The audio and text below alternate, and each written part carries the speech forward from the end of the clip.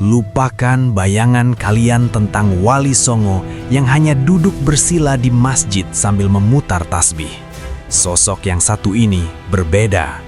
Dia memegang tasbih di tangan kanan dan pedang berlumur darah penjajah di tangan kiri. Dia bukan hanya ulama, dia adalah raja yang memenggal ambisi Eropa di tanah Jawa. Siapakah sosok yang berani mengubah wajah dakwah menjadi sebuah imperium perang ini? Tahun 1511, Malaka jatuh. Raksasa bernama Portugis mulai menancapkan taringnya di Nusantara, memburu rempah dan membumi hanguskan setiap pelabuhan Muslim yang mereka temui. Jawa sedang dalam bahaya besar, dan metode dakwah kultural saja tidak lagi cukup untuk menahan meriam-meriam besi mereka. Siapa yang sanggup menjadi perisai? Di tengah kepanikan itu, seorang pemuda cerdas pulang dari Timur Tengah. Namanya Syarif Hidayatullah. Dia bukan orang sembarangan. Darahnya adalah perpaduan dua kekuatan besar. Ayahnya penguasa Mesir dan ibunya, Nyai Rara Santang, adalah putri dari Raja Pajajaran yang legendaris, Prabu Siliwangi. Apakah garis keturunan inilah yang membuatnya berani menantang takdir? Syarif Hidayatullah sadar dia tidak bisa melawan Portugis hanya dengan doa. Dia butuh tanah, dia butuh pasukan, dan dia butuh legitimasi. Sesampainya di Cirebon, dia tidak langsung mengangkat senjata, tapi membangun basis spiritual dan politik secara bersamaan. Dia menyusun rencana jangka panjang yang luput dari pandangan musuh. Apa langkah pertamanya? Langkah pertamanya adalah sebuah pengkhianatan suci. Cirebon yang tadinya hanya wilayah bawahan kerajaan Hindu Pajajaran, ia merdekakan. Syarif Hidayatullah menolak membayar upeti kepada kakeknya sendiri. Ini bukan sekadar pemberontakan cucu, ini adalah deklarasi berdirinya Kesultanan Islam yang berdaulat penuh. Bagaimana reaksi Pajajaran? Pajajaran panik melihat kebangkitan Islam di pesisir. Raja Surawisesa melakukan kesalahan fatal. Ia mengundang serigala masuk ke dalam rumah. Tahun 1522, Pajajaran menandatangani perjanjian dengan Portugis, memberikan izin membangun benteng di Sunda Kelapa demi menumpas Cirebon dan Demak. Pintu neraka bagi umat Islam di Jawa resmi dibuka. Syarif Hidayatullah tahu, jika benteng Portugis itu berdiri, tamatlah riwayat Islam di tanah Jawa. Ia segera menghubungi Sultan Trenggana di Demak.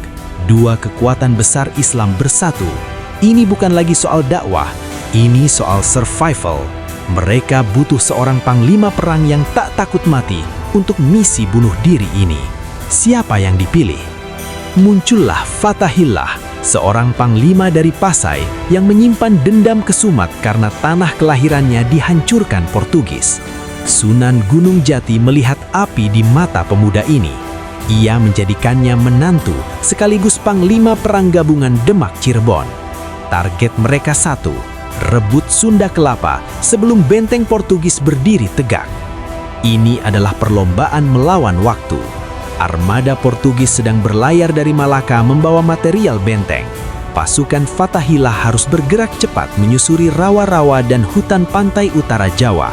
Jika mereka terlambat satu hari saja, meriam Portugis akan menyambut mereka. Mampukah mereka sampai tepat waktu? Sebelum ke target utama, Sunan Gunung Jati memerintahkan untuk mengamankan sisi barat, Banten Girang. Dengan strategi yang brilian, pasukan Cirebon berhasil melumpuhkan pusat kekuasaan Pajajaran di sana, tanpa perlawanan berarti. Pintu gerbang barat kini dikuasai Islam. Namun, monster sebenarnya masih menunggu di laut. Tanggal keramat itu tiba, 22 Juni 1527. Armada Portugis di bawah Francisco de Sá merapat di Teluk Jakarta, mengira akan disambut kawan. Tapi yang menyambut mereka bukanlah senyum ramah Pajajaran, melainkan ribuan panah api dan dentuman meriam pasukan Fatahillah yang telah lebih dulu menguasai pelabuhan. Apa yang terjadi selanjutnya adalah pembantaian. Portugis terkejut bukan main. Pasukan elit Eropa yang berbaju besi itu kocar-kacir dihajar strategi gerilya laut pasukan Islam. Kapal-kapal megah mereka karam, sisanya lari berbirit-birit kembali ke Malaka. Mitos bahwa Portugis tak terkalahkan hancur lebur di pesisir Jawa hari itu. Namun, kemenangan ini harus dibayar mahal. Di atas puing-puing kekalahan Portugis dan Pajajaran, Fatahillah dan Sunan Gunung Jati bersujud syukur. Nama Sunda Kelapa dibuang, diganti dengan nama yang diambil dari Al-Quran Surah Al-Fath, Fathan Mubina, yang berarti kemenangan yang nyata, atau dalam bahasa lokal, Jayakarta. Inilah hari lahir kota Jakarta yang kita pijak hari ini. Perang usai, tapi tugas Sunan Gunung Jati baru dimulai. Ia memainkan peran ganda yang unik dalam sejarah Wali Songo. Di pagi hari, dia adalah sultan yang mengatur hukum dan pajak. Di malam hari, dia adalah mursyid tarekat yang membimbing zikir. Ia menyatukan umara, pemerintah, dan ulama dalam satu tubuh. Cirebon disulap menjadi pusat peradaban kosmopolitan. Sunan Gunung Jati sangat cerdas. Ia tidak anti asing. Ia merangkul pedagang Congkok, Arab, dan lokal. Lihatlah keraton kesepuhan. Arsitekturnya adalah kawin silang budaya Islam, Hindu, dan Cina. Piring-piring porselin ditempelkan di dinding masjid. Pesannya jelas, Islam itu merangkul, bukan memukul. Kisah cintanya pun menjadi legenda toleransi. Sunan Gunung Jati menikahi Putri Ong Tien dari Tiongkok. Bayangkan, seorang wali menikahi putri kaisar Cina. Ini bukan sekadar romansa, ini strategi diplomasi tingkat dewa yang membuat ekonomi Cirebon melesak tajam. Tapi, takdir berkata lain, kisah cinta ini berakhir tragis. Putri Ong Tien wafat tak lama setelah menikah. Kesedihan Sunan Gunung Jati begitu mendalam, namun ia tak larut. Ia mengubah duka menjadi energi untuk menyebarkan Islam lebih luas lagi ke pedalaman Jawa Barat, ke tempat-tempat yang tak terjangkau, di mana mistik dan sihir masih merajalela. Tantangan apa yang menunggunya di sana? Di pedalaman, ia menghadapi masyarakat yang masih memuja roh leluhur. Sunan Gunung Jati tidak menghancurkan tradisi itu, tapi membelokkannya. Mantra-mantra diganti doa, sesajen diganti sedekah. Ia menggunakan gamelan sekaten untuk memanggil warga. Metodenya sehalus air, tapi menghanyutkan keyakinan lama. Visi Sunan Gunung Jati melampaui usianya. Ia sadar Cirebon saja tak cukup. Ia mengutus putranya, Sultan Hasanuddin, untuk membesarkan Banten menjadi kesultanan mandiri. Banten disiapkan menjadi penjaga Selat Sunda, gerbang masuk Nusantara. Strategi bapak anak ini kelak menjadikan Banten sebagai pelabuhan lada terbesar di dunia. Jangan bayangkan kerajaan kuno yang semraut. Sunan Gunung Jati membangun sistem birokrasi modern, jaksa, polisi, hingga menteri pekerjaan umum yang mengurus jalan dan sungai. Ia membuktikan bahwa Islam bukan hanya urusan akhirat, tapi juga tata kelola negara yang rapi dan adil. Rakyat sejahtera, keamanan terjamin. Di usia senjanya, Sunan Gunung Jati mengumpulkan para murid dan keturunannya. Ia memberikan wasiat yang kini terukir abadi. Ingsun titip tajuk lan fakir miskin. Aku titipkan masjid dan orang-orang miskin. Wasiat ini sederhana, tapi menohok jantung kita di zaman sekarang. Mengapa beliau menitipkan dua hal itu saja?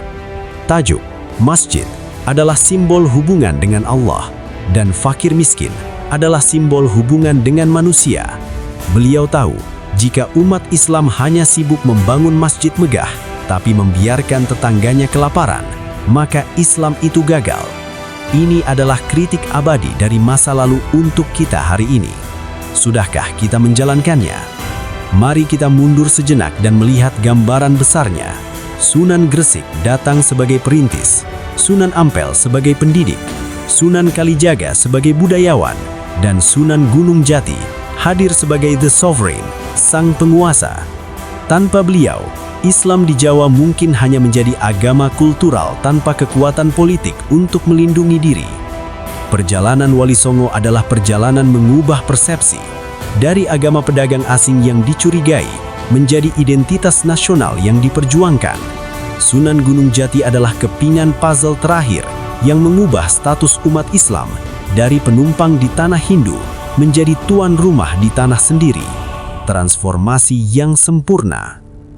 Tahun 1568, dalam usia yang sangat sepuh, diperkirakan 120 tahun, Sang Sultan Wali menghembuskan nafas terakhir. Langit Cirebon menangis. Ribuan orang dari berbagai agama, Islam, Hindu, Buddha, Konghucu, ikut mengantar jenazahnya. Mereka tidak hanya kehilangan pemimpin agama, mereka kehilangan bapak bangsa. Beliau dimakamkan di Gunung Sembung. Uniknya, hingga hari ini, makam beliau selalu penuh sesak peziarah. Bukan hanya Muslim, tapi etnis Tionghoa pun rutin berdoa di sana, menyalakan hiyo di samping orang yang bertahlil. Di mana lagi di dunia ini kita bisa melihat pemandangan seindah itu kalau bukan di makam Sunan Gunung Jati? Jakarta, Banten, Cirebon, 3 wilayah raksasa ini adalah warisan langsung dari strategi politik beliau. Tanpa keberanian beliau mengusir Portugis di tahun 1527, mungkin sejarah Indonesia akan ditulis dengan tinta yang berbeda. Mungkin nama kita hari ini adalah nama-nama Portugis. Hari ini, kita menikmati kemerdekaan beribadah. Azan berkumandang bebas di toa-toa masjid. Kita lupa bahwa kebebasan ini dibayar dengan strategi cerdas dan sabetan pedang para pendahulu. Kita sering merasa Islam di Indonesia itu gratisan, padahal harganya sangat mahal. Sunan Gunung Jati telah menyelesaikan tugasnya. Dia mengubah peta sejarah, mengusir penjajah, dan membangun peradaban.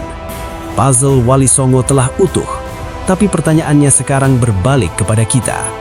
Jika mereka mampu menaklukkan zaman dengan keterbatasan, lantas apa alasan kita untuk diam dan menjadi penonton di zaman yang serba ada ini? Estafet perjuangan itu kini ada di tanganmu. Apakah api itu akan padam atau justru membakar semangat dunia?